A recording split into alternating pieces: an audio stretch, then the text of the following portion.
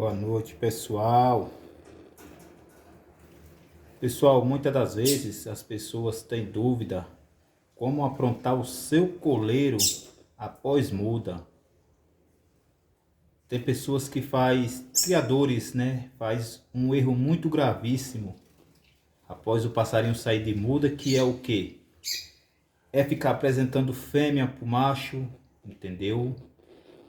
Levando para puxar baderna entre amigos, puxando o passarinho logo para o mato.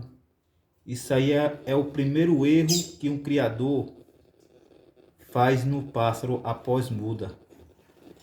Pessoal, lembrando que um coleira, ou seja, qualquer outra espécie de pássaro, como que você tem que aprontar ele após muda? Gente, é fácil e simples. Ó, tá vendo esse coleiro aí? Esse aí é o cacique. Ele tem mais ou menos uns 30 dias que saiu de muda.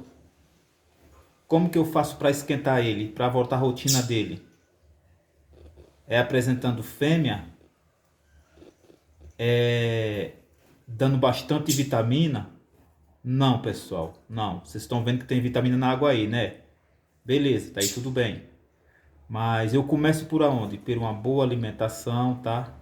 Alcon Clube, mistura boa, entendeu, rapaziada? Uma água limpa. Você já pode colocar um ninhozinho na gaiola, entendeu? Uma gaiola no tamanho dessa, de 52 por 22 de largura e 37 de altura, entendeu? Fornecendo sempre um milho verde, que é bom para acelerar o metabolismo do bicho, né? Entendeu, rapaziada? E na mistura, eu costumo colocar após muda, quando o passarinho está seco de todas as penas. O que acontece? Eu coloco no voador por 15 dias, voador de 1 metro, de 80 para cima. Nesse voador eu vou conter seguinte alimentação: farinhada, osso de seba, milho verde, outro dia pepino japonês, abacriária não pode deixar faltar. Entendeu, rapaziada? Tem que ser uma alimentação saudável no começo da preparação do passarinho. Entendeu?